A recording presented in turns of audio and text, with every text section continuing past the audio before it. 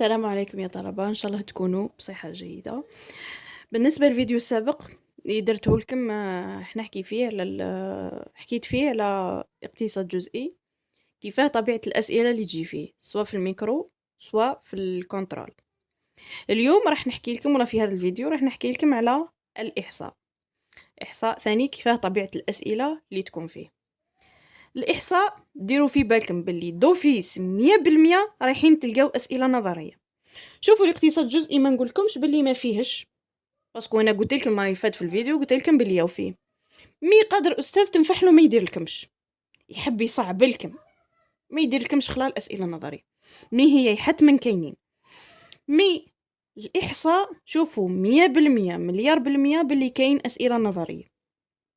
نفس الشيء الاقتصاد الجزئي، تعريفات يقول لك عرف لي العينه، المجتمع، الوسط الحسابي، انحراف، اذكر لي طريقة مثال به نحسب الانحراف المعياري ولا التباين، قول لي الطريقة كيفاه، اكتب لي قانون، دير لي هكا. تقدروا تلموا فيه النقاط. قادر يجيب لكم ثاني اختر الإجابة الصحيحة، اختر الإجابة الصحيحة.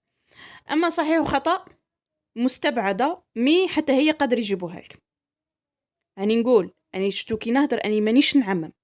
قادر أستاذ يخرج عن المعتاد ويدير هو حاجة سبيسيال ليه. تماني مانيش نهضر على جميع الأساتذة، ماني قاعدة نقول لكم الأغلب.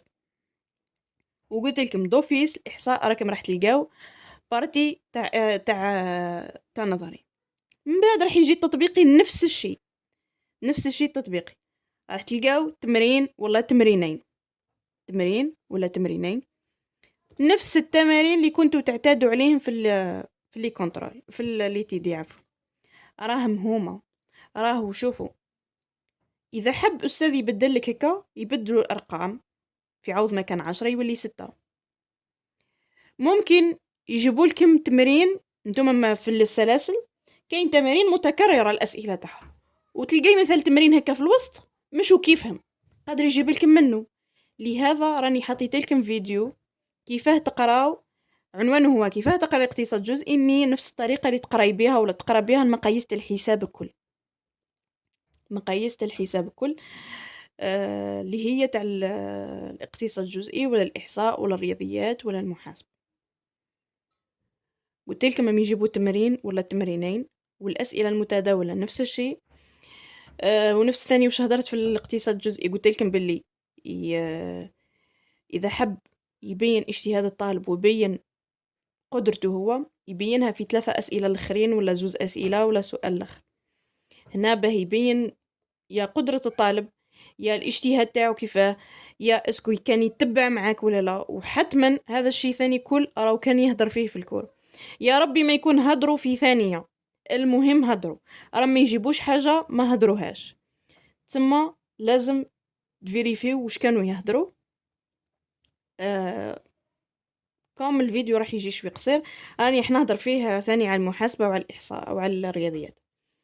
بالنسبة للرياضيات أنا ما طحتش في موقف ولا ما طحتش في سوجي يجيبوا فيه أسئلة نظرية.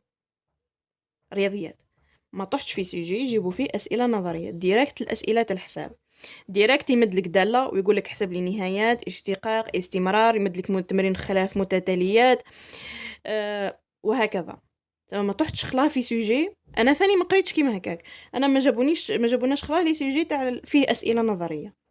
المات بالك نقول لكم هي الوحيده اللي ما تقدروش تلقاو فيها اسئله نظريه.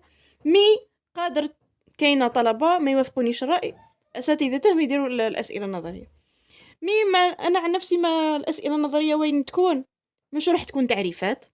مي قادر يقول لكم اختار الاجابه الصحيحه، مثال يعطيكم داله، ويقول لكم مثال على النهايه تاعها على مستوى ما لا نهايه زائد ما لا نهايه وين هي صحيحه.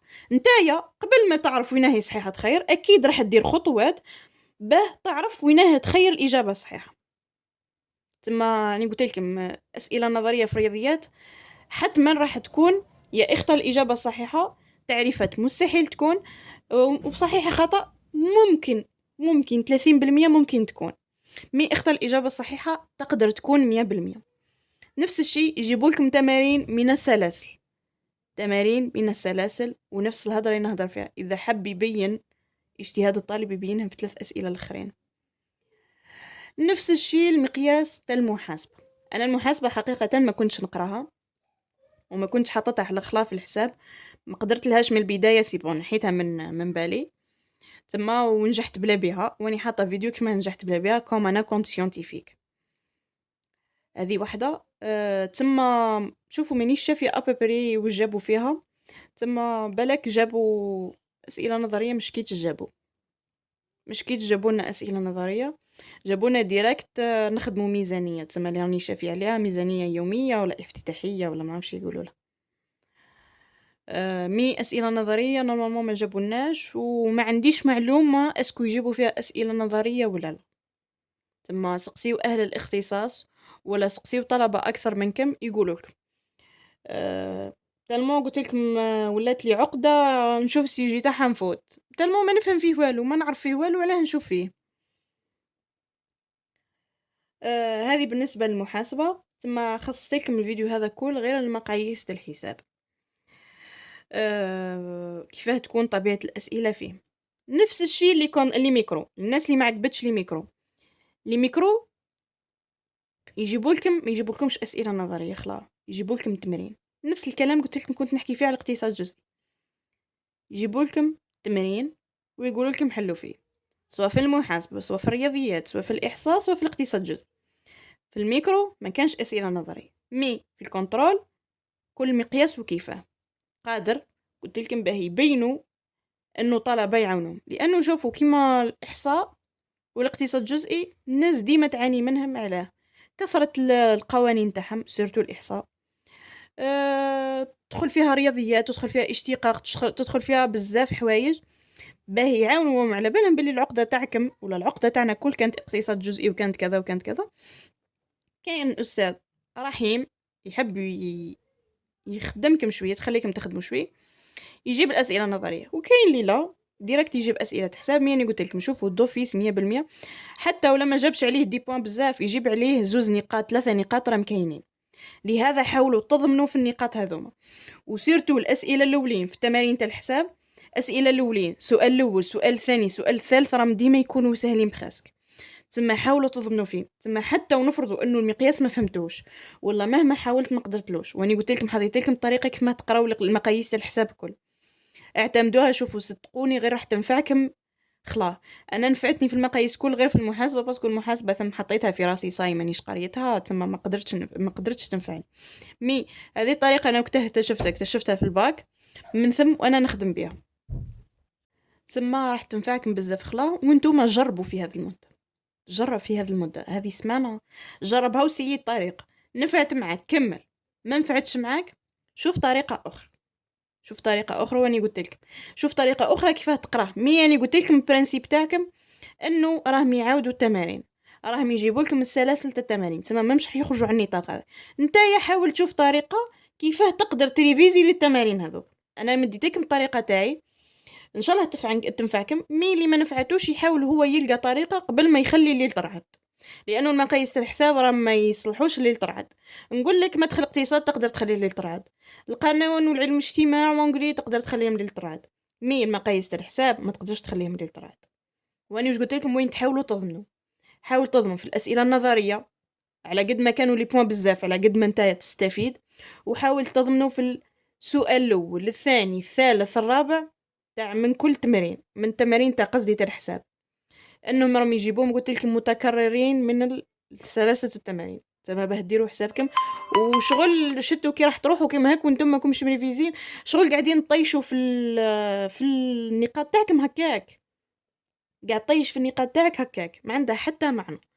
وانتيا راك 0.5 ولا 0.25 راهي تنفعك وراهي تعوض لك مقياس بمقياس اخر.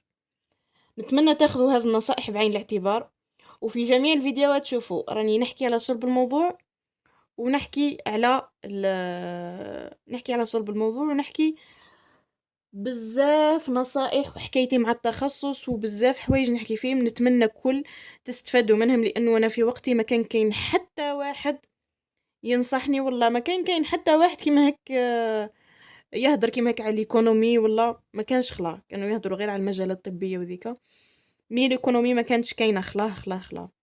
لهذا حاولوا تقراو على رواحكم، حاولوا تجتهدوا، وبإذن الله يعني ربي مش راح يضيّع التعب تاع حتى واحد، حتمًا راح تتجازى. دركا ما عليا غير نقول لكم تهلاو في رواحكم،